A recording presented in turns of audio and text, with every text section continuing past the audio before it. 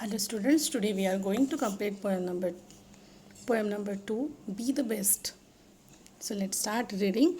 Do you have a goal to achieve when you grow up? क्या आपने भी ऐसा कुछ फिक्स करके रखा है? कुछ गोल है आपका कि मुझे ये बनना है, मुझे बड़ा होकर वो बनना है, मुझे बड़ा होकर ये करना है? Is it necessary for a person to be a famous? To lead a meaningful life, मतलब एक अच्छी ज़िंदगी जीने के लिए ये ज़रूरी होता है कि हर आदमी फेमस ही होना चाहिए या फिर किसी आदमी को फेमस ही होना चाहिए या बहुत बड़ा बनना चाहिए. Is it necessary? Read the poem to find out. So let's start poem. If you can't be a pine on the top of the hill, be a scrub in the valley, but be the best little scrub by the side of the rill. Be a bush if you can't be a tree.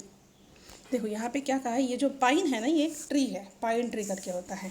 यहाँ पे कहा है कि अगर आप pine tree नहीं बन सकते, ये पाइन ट्री कहाँ पर ग्रो होता है? On the top of the हिल, की जो हिल के एकदम टॉप पर ग्रो होता है. अगर आप पाइन ट्री नहीं बन सकते हैं, B a scrub in the valley, मगर अगर आप टॉप पर नहीं जा सकते हैं तो वैली में जो छोटे छोटे प्लांट्स रहते हैं स्क्रब, तो आप स्क्रब भी बन सकते हो.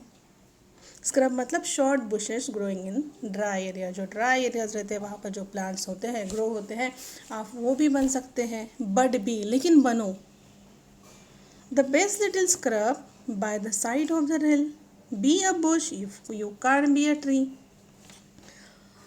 देन यहाँ पे कहा गया है, रिल का मतलब होता है अ स्मॉल स्ट्रीम. स्ट्रीम के साइड में जो छोटे छोटे स्क्रब होते हैं, आप वो भी बन सकते हो, वो भी अच्छे होते हैं. B a Bush if you can't be a tree, अगर आप ट्री नहीं बन सकते हो तो बुश बनो. देखो ट्री की जो हाइट है ना वो सबसे ज़्यादा होती है, उससे कम बुश और उससे छोटे रहते हैं स्क्रब.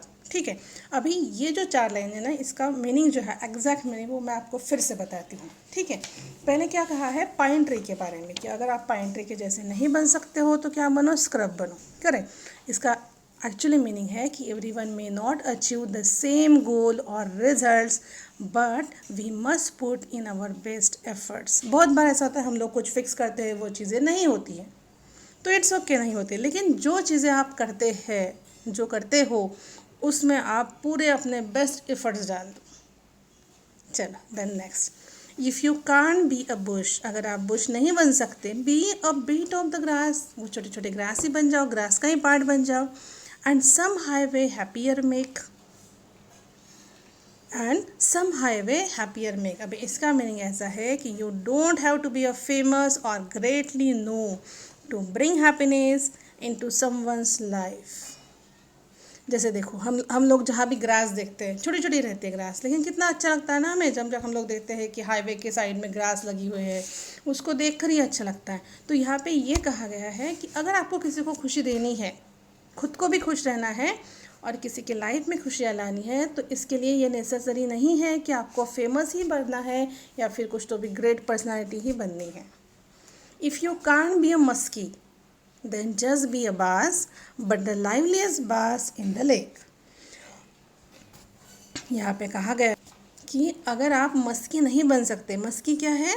अ large north American fresh water fish, ये फिश है जो बहुत बड़ी होती है. Okay, then just be a bass. Bass मतलब a common type of fish found in both river and seas. ठीक है, अब ये जो मस्की एकदम फेमस फिश है, बहुत लार्ज होती है, फेमस है. बास ये कॉमन वाली फिश है. तो उन्होंने कहा है कि आप अगर वो उतना फेमस नहीं बन सकते तो कॉमन वाली ही बनो. बट द लाइवलेस बास इन द लेक, लेकिन कैसे बनो? मतलब जो लेक में वो जो बास रहती है वो भी कैसे रहनी चाहिए? लाइवलियस मतलब एंथुसियास्टिक, मोस्ट एंथुसियास्टिक. इसका कहना ऐसा है कि आप बहुत बड़े भी नहीं बन सकते, लेकिन आप जो भी बने हो ना, वो कैसे बनो? आप अपना पूरा एफर्ट्स डाल के और मोर एंथुसियास्टिक बनो, स्ट्रॉन्ग बनो, करेजियस बनो.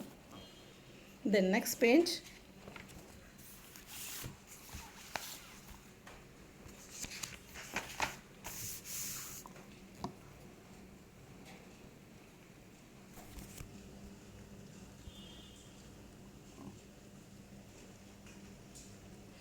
We can't all be captains. We have got to be crew.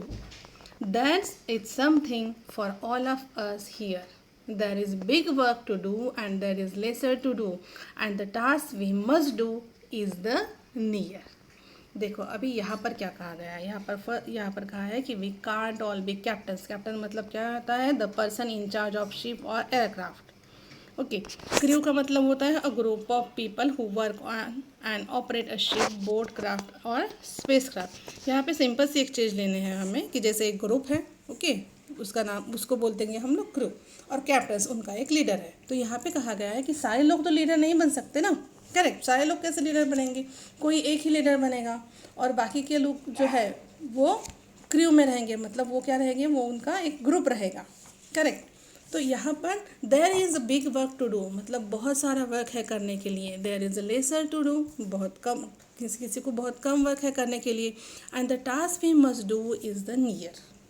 ठीक है, अभी यहाँ पे ये जो लाइन दी है, we can't all be a captain, we have got to be crew, इसका मतलब ये है, पोइट को ये कहना है कि not all of us can be a leader, हम सारे लीडर नहीं बन सकते हैं। Some have to be just a part of society, कुछ कुछ लोग सोसाइटी का पार्ट बनते हैं, करेक्ट, पार्ट ही रहते हैं।